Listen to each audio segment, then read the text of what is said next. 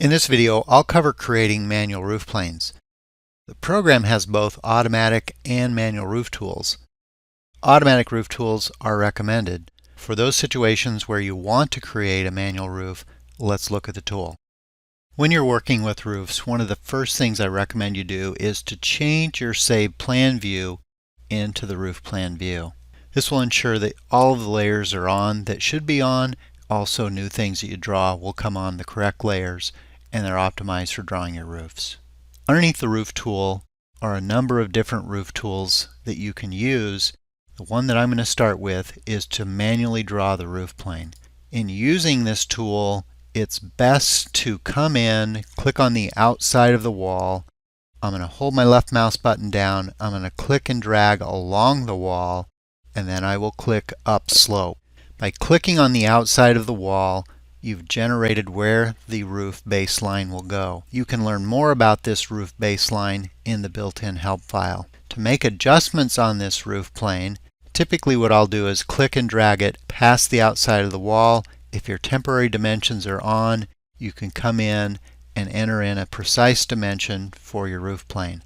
We'll do the same thing on the other side. Click and drag past the outside of the wall, find your temporary dimension, click on it, enter in the dimension. When you draw your roof planes, they are coming in at the default value of your roofs.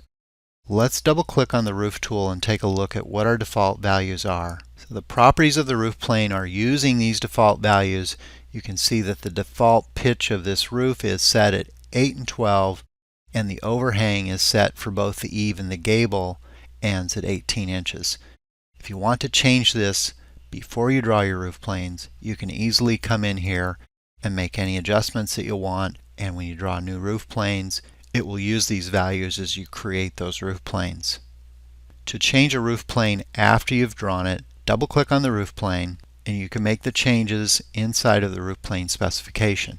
You'll notice a diagram that gives you the information of where the roof is going to lock and pivot as you make changes. Currently, you can see that the roof is set to lock at the top of the plate, and if you change the pitch down here at 5 and 12, that will pivot around the top of the plate. You can also lock the ridge, the baseline, the fascia, or you can lock the pitch itself and make changes to these roof planes after you've already drawn them.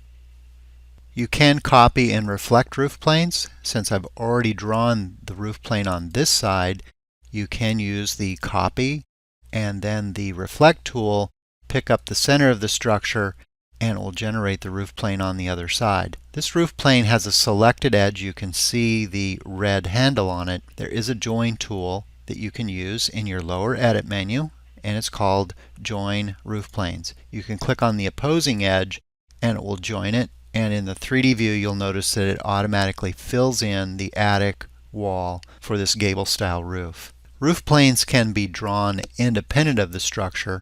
I have a covered area for a porch. If you use invisible walls, you can easily generate a roof automatically for this, but in this case I just have a series of a couple of beams. To draw a gable end roof for this, let's move back over into the floor plan view, grab the roof plane tool.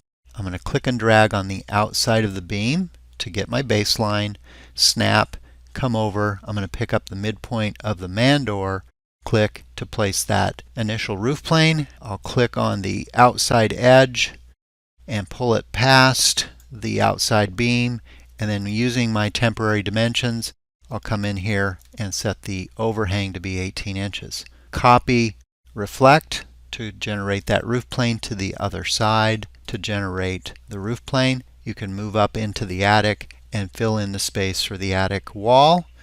That's as easy as going up to the floor above.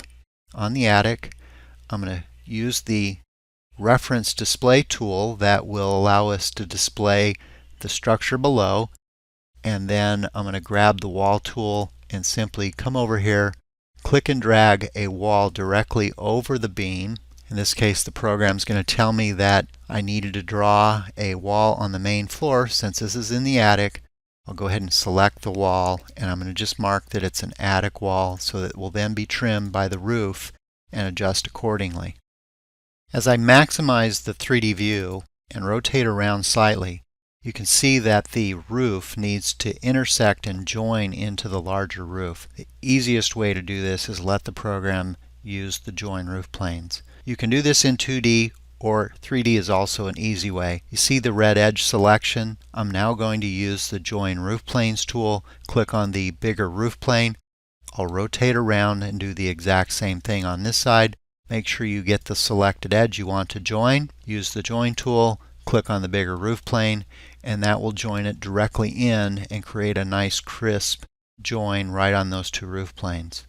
Let's take a look at the process for creating a hip end on this portion of the roof. I'm going to go ahead and click on the attic wall, delete, and then I'm going to pull the two roof planes back slightly and make room for an additional roof plane on the other side. Let's go ahead and split our screens by pressing Shift F6 on the keyboard. From the floor plan view, I'm going to select the roof plane. I'm going to come over onto the beam. I'm going to click and drag with the baseline on the outside of the beam and click up slope to generate the individual roof plane. Then I'm going to click on the edge of the roof plane. Let me zoom in just a little bit so we can see this. I want to join the selected edge, which has the red handle on it, to this edge over here. Number 2 on the keyboard is the same shortcut as using the join roof plane tools.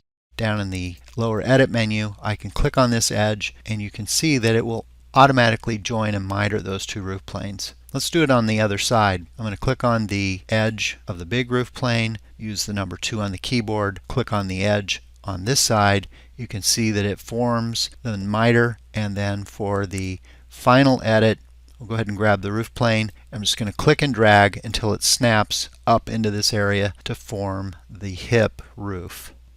That wraps up this video on drawing manual roof planes. To learn more, please see the built-in help file as well as our online support articles and other videos.